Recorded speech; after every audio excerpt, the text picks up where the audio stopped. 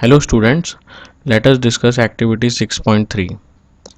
Now before we start the activity 6.3, we should know what is the aim of the activity. Now as you can see here, what is written in the last question.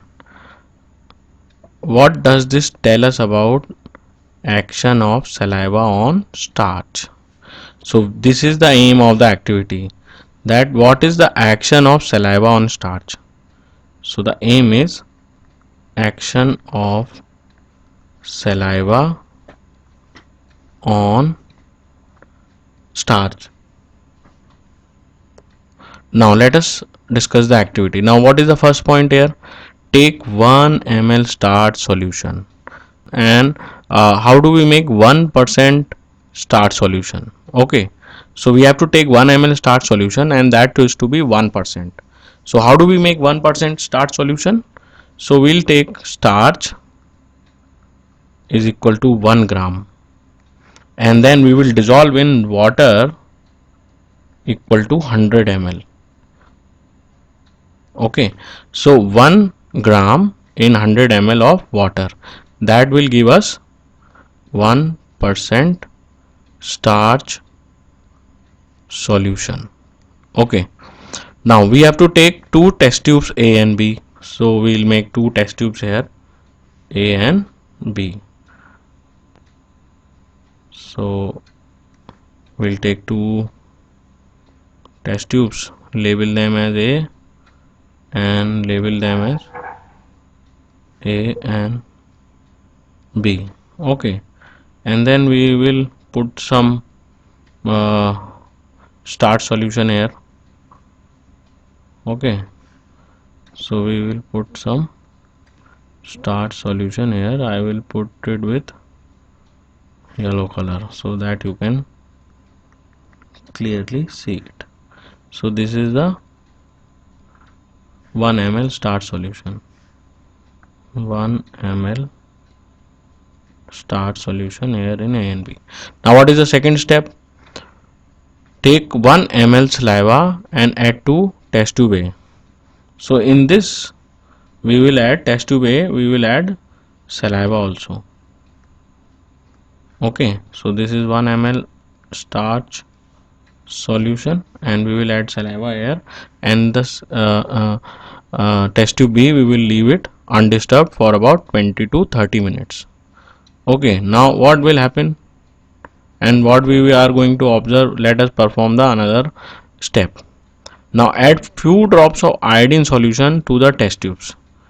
Now after some time we will add iodine to both the test tubes. Okay, so iodine in test tube A, what will happen?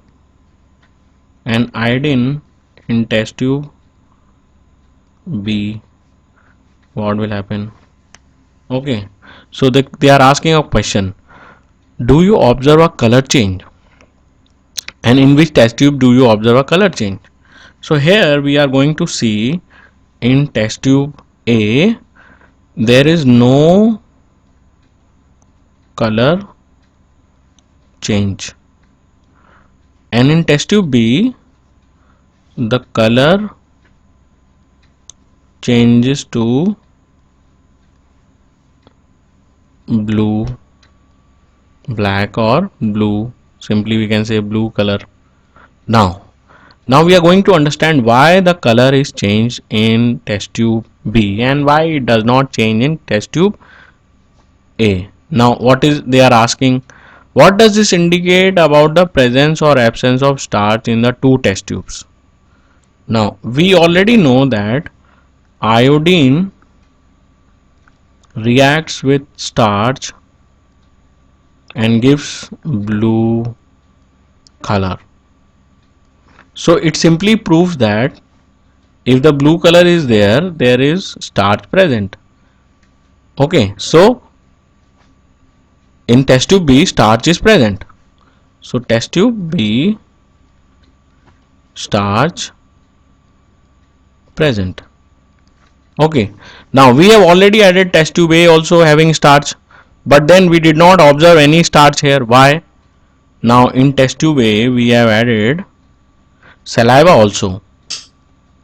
Now as we know that saliva contains an enzyme called as amylase or salivary amylase. The full name is salivary amylase. As this salivary amylase, as I have already explained you, this is a carbohydrate digesting enzyme. Carbohydrate digesting enzyme. Okay, so this salivary amylase will digest, it will digest starch and it will convert into simple sugar, that is maltose. So starch is converted to simple sugar, that is maltose. So that is why in test tube A saliva is there, and that is why starch is converted into simple sugar, and that is why we did not get any color change. So that is the reason for no color change.